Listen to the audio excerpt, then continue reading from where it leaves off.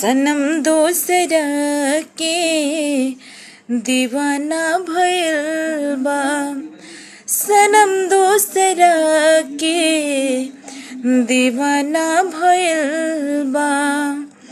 नया यार से तो याराना भइल बा, सनम दोसरा के दीवाना भइल बा, सनम दोसरा के